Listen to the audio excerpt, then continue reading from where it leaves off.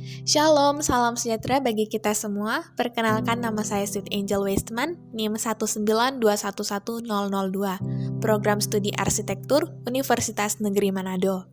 Saat ini, saya akan mempresentasikan perancangan ruang dalam saya dengan objek Sekolah Taman Kanak-Kanak. Berikut ini adalah kerangka pikiran dari perancangan Sekolah Taman Kanak-Kanak.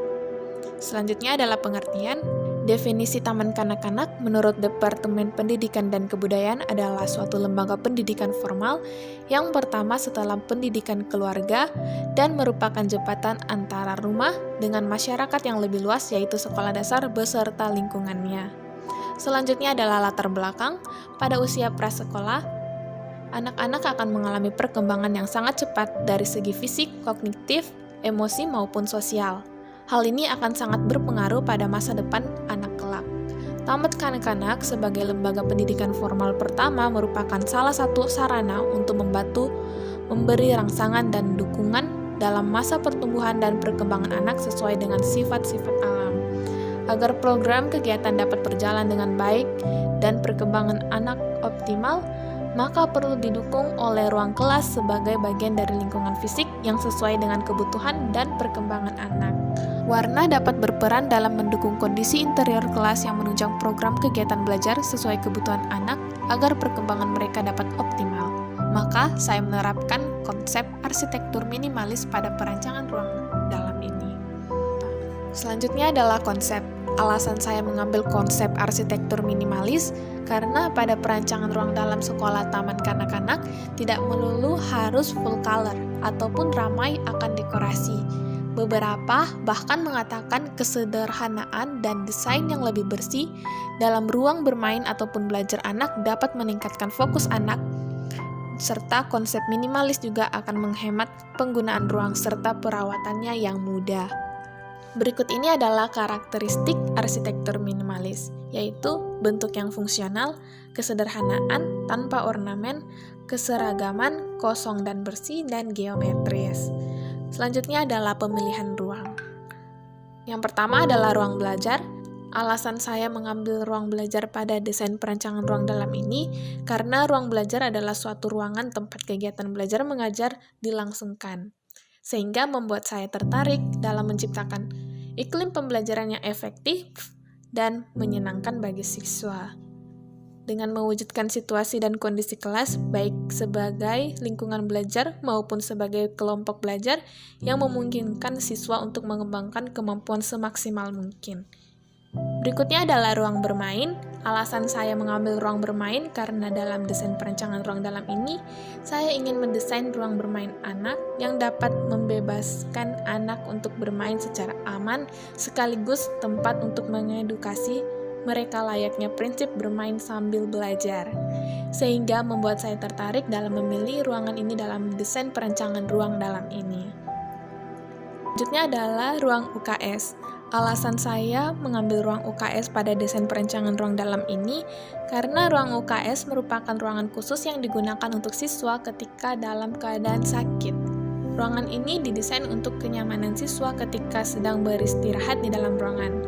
Dalam desain perancangan ini, saya tertarik dalam mendesain ruangan UKS yang ramah anak dan tidak membosankan, baik dalam segi keamanan dan estetika yang harus seimbang. Berikut ini adalah data pengguna Sekolah Taman Kanak-Kanak. Terdiri dari anak-anak, staf pendidikan, staf administrasi, staf kesehatan, dan staf umum. Selanjutnya kita masuk ke dalam analisa dan sintesa. Yang pertama adalah elemen desain terdiri atas garis, bidang, warna, dan tekstur. Nah, di sini garis itu terbagi atas garis horizontal dan garis vertikal yang terdapat pada bangunan. Bidang adalah kumpulan garis yang membentuk bidang sehingga menjadi suatu bentuk. Warna adalah komponen pelengkap agar ruangan lebih harmonis, dan tekstur adalah kesan yang akan ditampilkan pada bidang dan bentuk. Kita masuk ke dalam implementasi dan elemen desain. Berikut ini adalah implementasi ruang kelas yang terdiri dari garis, bidang, warna, dan tekstur.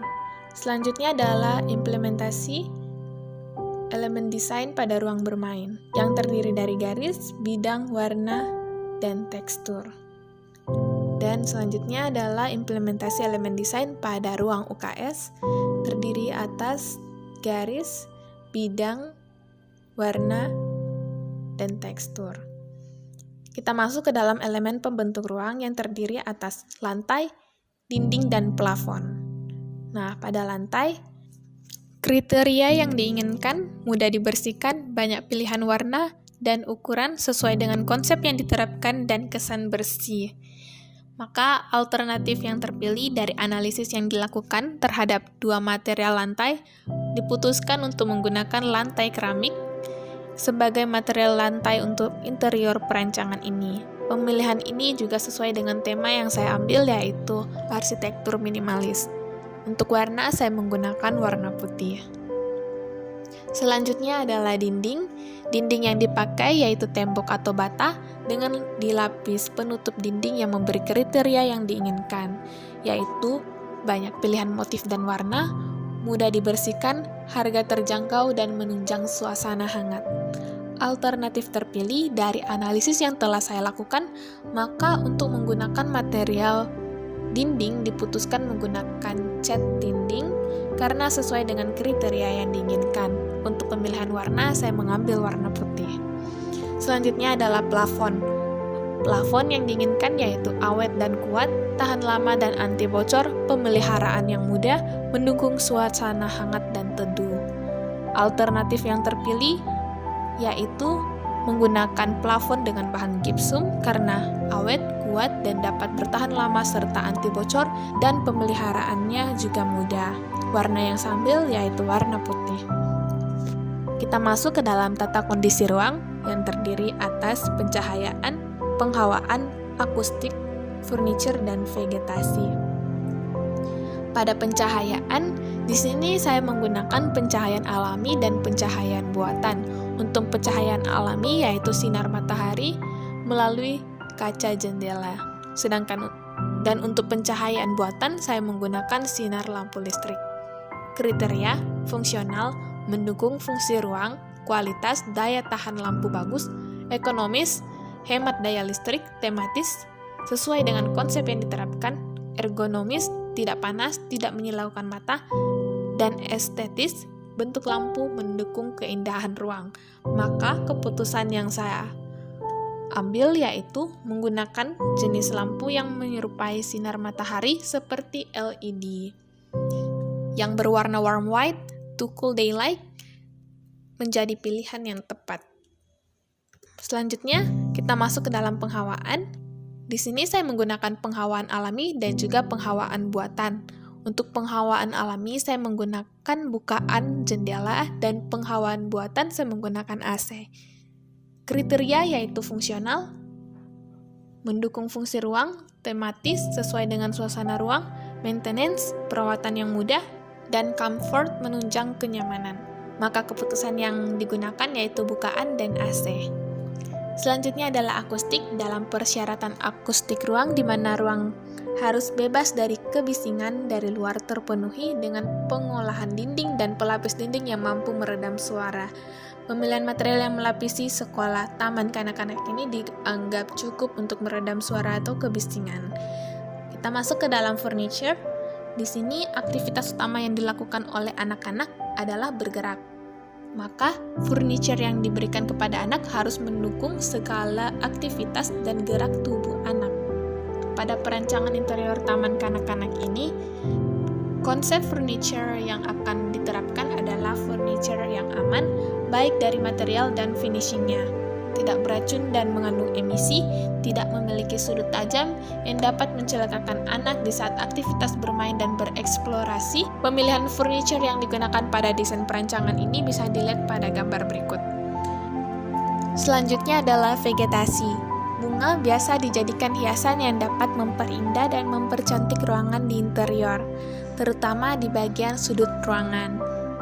Dalam vegetasi ini, saya mengambil vegetasi buatan karena dapat bertahan lama, perawatannya yang mudah, serta mempunyai banyak ragam yang dapat dipadukan dengan barang-barang dan furniture di interior. Berikutnya kita masuk ke dalam implementasi. Yang pertama adalah implementasi ruang kelas, yaitu lantai, Pada material ini saya menggunakan keramik berwarna putih yang memberikan kesan yang bersih dan luas. Yang selanjutnya adalah dinding, menggunakan cat dinding berwarna putih pada desain interior ini agar menciptakan kesan minimalis pada ruangan. Selanjutnya adalah plafon, menggunakan plafon berwarna putih dengan bahan gipsum karena kuat dan tahan lama. Untuk pencahayaan menggunakan pencahayaan alami dan pencahayaan buatan.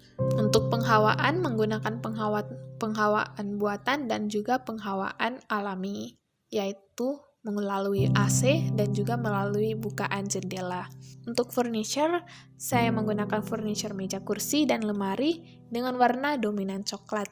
Vegetasi, saya menggunakan vegetasi tanaman buatan dalam ruang kelas.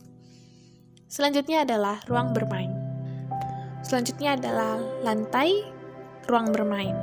Di sini saya menggunakan keramik dengan lapisan karpet pastel berwarna pastel yang merupakan gabungan warna netral. Selanjutnya adalah dinding. Di sini saya menggunakan dinding berwarna putih. Untuk plafon saya menggunakan plafon putih dengan bahan gipsum.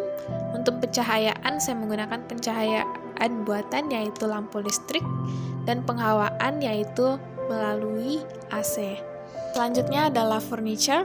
Di sini saya menggunakan arena bermain anak yang dapat menciptakan suasana yang dengan sentuhan-sentuhan material dan pengaplikasian warna-warna alam, dan juga elemen-elemen yang dapat mendukung anak dalam menyalurkan kreativitas dan mengeksplorasi sensitivitas indera manusianya serta minat dan bakatnya.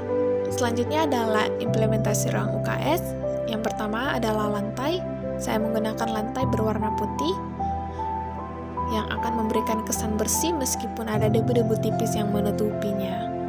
Selanjutnya adalah dinding. Saya menggunakan cat dinding berwarna putih karena memiliki kesan yang bersih. Selanjutnya adalah plafon. Di sini saya juga menggunakan warna putih dengan bahan gipsum. Selanjutnya adalah pencahayaan, yaitu saya menggunakan pencahayaan alami dan pencahayaan buatan. Lalu penghawaan, menggunakan penghawaan alami dan penghawaan buatan. Untuk furniture, saya menggunakan furniture satu set lemari, tempat tidur, dan meja kursi pada ruang UKS. Selanjutnya adalah vegetasi, menggunakan vegetasi buatan.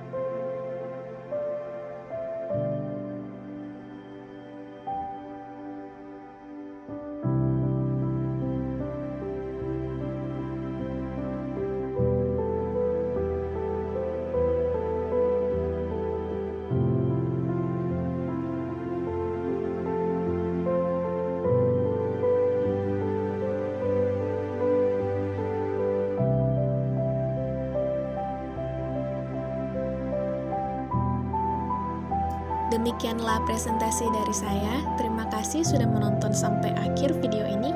Saya harap Anda suka dengan presentasinya. Semoga bermanfaat dan sampai jumpa lagi.